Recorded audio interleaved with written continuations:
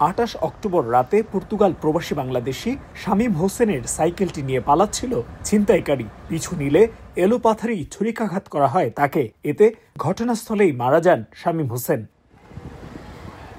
পর্তুগালের লিসবনের অদূরে সমুদ্র তীরের শহর কোস্টা কাপারিকায় ৫ বছর ধরে বসবাস শামীমের। কাজ করতেন একটি রেস্টুরেন্টে, পাশাপাশি করতেন ফুড ডেলিভারিও।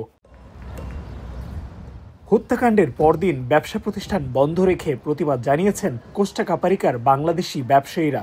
সহানুভূতি জানিয়েছেন স্থানীয়রা। সুষ্ঠু তদন্তের পাশাপাশি হত্যাকারীদের দ্রুত বিচারের দাবি তাদের। ওনার হত্যাকাণ্ডের পর যে সরকারের প্রশাসনের যে গাফিলতিটা ছিল আমরা দেখতে পাচ্ছি স্পষ্টভাবে। 14-15 ঘন্টার লাশটা পড়েছিল। এটা কেন হলো, এটা একটা যে কারণেই হোক, এটার আমরা স্বচ্ছতা চাচ্ছি। 3-4 মাস আগে একটা ঘটনা ঘটেছে, কিন্তু আবার সেম ঘটনাই ঘটছে। আমরা এটার সুষ্ঠু বিচার চাই।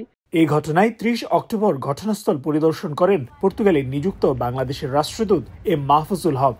দূতাবাসের পক্ষ থেকে প্রয়োজনীয় ব্যবস্থা নেওয়ার আশ্বাসে সবাইকে শান্ত থাকার আহ্বান জানান তিনি। আমরা চাইতেছি আমাদের দূতাবাস পর্তুগালের গভর্নমেন্টের সাথে কথা বলে এটার জন্য আমাদের নিরাপত্তা নিশ্চিত করবে। সবাইকে নিয়ে আমরা ইনশাআল্লাহ ঐক্যবদ্ধ থাকবো ভবিষ্যতে এই অনাকাঙ্ক্ষিত ঘটনাগুলো যাতে আমরা অ্যাভয়েড করতে পারি।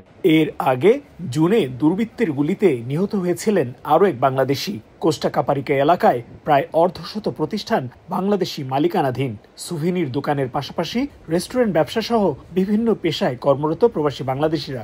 এদিকে অভিবাসীদের টার্গেট করে পুরো পর্তুগালেই নেতিবাচক প্রচার অব্যাহত রেখেছে কট্টর ডানপন্থীরা।